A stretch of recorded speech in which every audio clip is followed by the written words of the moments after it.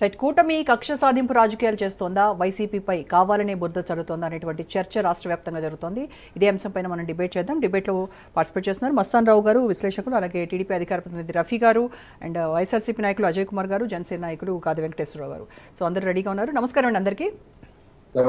So ముందుగా అజయ్ కుమార్ గారు, ఎందుకు టీడీపీ చేస్తున్నటువంటివన్నీ కూడా ఫ్యాబ్రికేటెడ్ నేరేటివ్స్గా వైసీపీ చూస్తోంది? కక్ష సాధింపు చర్యగానే ఈ అరెస్ట్లో కానీ మీ పైన ఇలాంటి చర్యలకు పూనుకోవడం వెనక వాళ్ళ కుట్ర ఉంది అని ఎందుకు ఆరోపణలు చేస్తున్నారు? దీంట్లో అంటే ఆధారపూరితంగానే ఇటువైపు సిట్ కావచ్చు, పోలీస్ వ్యవస్థ కావచ్చు, ఈడీ కావచ్చు, ఏ కేసుకు సంబంధించి అయినా కూడా కూలంకషంగా వాళ్ళు చేసేటువంటి విచారణ ఏదైతే ఉందో దాని ఆధారంగా కదా అరెస్ట్ల పర్వం ఉంటుంది. సో దీన్ని మీరు ఎందుకు ఫ్యాబ్రికేటెడ్ నేరేటివ్స్ గా చూస్తున్నారు? మేడం, గతంలో మా పార్టీ అధికారంలో ఉన్నప్పుడు వైఎస్ జగన్మోహన్ రెడ్డి గారు ముఖ్యమంత్రిగా కొనసాగుతున్న సమయంలో మా మీద తెలుగుదేశం పార్టీకి సంబంధించినటువంటి నాయకులు చంద్రబాబు నాయుడు గారి దగ్గర నుంచి స్ట్రీట్ లో ఉన్నటువంటి చిన్న నాయకుల వరకు, అదేవిధంగా పవన్ కళ్యాణ్ గారు కావచ్చు, వీళ్ళ రెండు పార్టీలకు సంబంధించిన ప్రతి నాయకుడు మా పార్టీ మీద, మా నాయకుడి మీద క్యారెక్టర్ అసాసినేట్ చేయడానికి ఒక వ్యూహం పన్ని ప్రతి దాంట్లోనూ దుర్మార్గము, దోపిడీ, ఇంకేదో జరిగిపోతాందని చెప్పి ప్రజల్లో ఒక రకమైన భయాన్ని కలిగించే ప్రయత్నం చేశారు మేడం. చేసి వాళ్ళు సక్సెస్ అయ్యి అబద్ధపు హామీలతో అధికారంలోకి వచ్చారు. ఇప్పుడు ఏవైతే హామీలు ఇచ్చారో ఆ హామీలు అమలు చేయడానికి చేతగాక మళ్ళీ సేమ్ పందా, అంటే ప్రతిపక్షాన్ని ఎప్పుడూ టార్గెట్ చేస్తూ వాళ్ళు అధికారంలో తప్పులు చేశారు కాబట్టి మేము వాళ్ళని శిక్షిస్తున్నామన్న కోణాన్ని ప్రజల ముందు ప్రొజెక్ట్ చేయడానికి ఈ రోజు ఐపీఎస్ ఆఫీసర్లను కావచ్చు, ఇతర అధికారులు కావచ్చు, మా పార్టీకి సంబంధించిన మిథున్ రెడ్డి గారిని కావచ్చు, ఇప్పుడు విజయసాయి రెడ్డి గారు ప్రో జగన్ గారి లాగా ఉన్నప్పుడు ఎక్కడ ఏ రకమైన ఇది లేదు.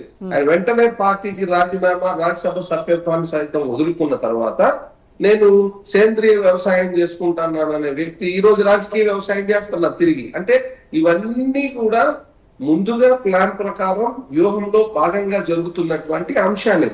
ఇప్పుడు వైఎస్ఆర్ కాంగ్రెస్ పార్టీగా మా యొక్క అభ్యంతరం కూడా అదే మేడం.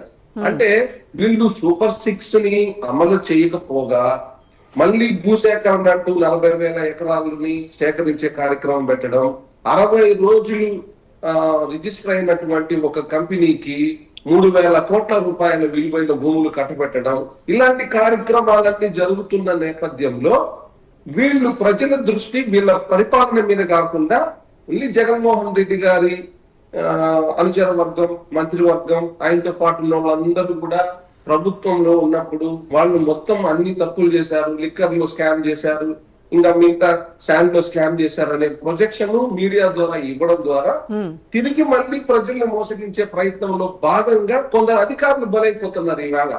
అంటే లిక్కర్ స్కామ్ కూడా ఆరోపణలు అంటారు. 2019-2024 మధ్యలో వైసీపీ పాలనలో జరిగినటువంటి లిక్కర్ స్కామ్ ఆరోపణలు ఏవైతే ఉన్నాయో దాంట్లో 20,000 కోట్ల నష్టం జరిగింది, అలాగే 4,000 కోట్ల లంచాలు, అలాగే డిజిటల్ ట్రాన్సాక్షన్స్ ఉన్నాయని కూడా ఇప్పటి వరకు చెప్తున్నటువంటి మాట కదా. ఇది కూడా ఆరోపణలు, విమర్శలుగానే చూస్తారా? ఇందులో ఎక్కడా కూడా విచారణ చేసి దీంట్లో నిజానిజాలు లేవంటారా?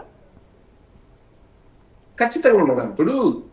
ఇప్పుడు ఒక విషయం ఏంటంటే, ఈ రోజు జగన్మోహన్ రెడ్డి గారిని ప్రజల్లో పలచన చేసి చూపించడానికి వాళ్ళకి ఏదో ఒక అంశం కావాలి. దాంట్లో ఈ లిక్కర్ అనే దాన్ని తీసుకున్నారు. కారణం ఏంటంటే అది ప్రైవేటీకరణగా ఉన్నటువంటి మద్యం షాపుల నిర్వహణ ప్రభుత్వమే నిర్వహించే లోపల ఇక్కడ ఖచ్చితంగా ఏదో జరుగుతుంది అని ప్రజలు నమ్ముతారేమోనన్న ఉద్దేశం వచ్చేలాగా ఈ కార్యక్రమాన్ని తీసుకొచ్చారు మేడం. అది కూడా ఎవరిని బలి చేస్తున్నారో చూడండి. ఇప్పుడు విజయసాయి రెడ్డి గారు రిజైన్ తర్వాత రాజకేశ్ రెడ్డి అంశం విజయసాయి రెడ్డి గారే తీసుకొచ్చారు తెరపైకి ఆ విచారణలో భాగంగా.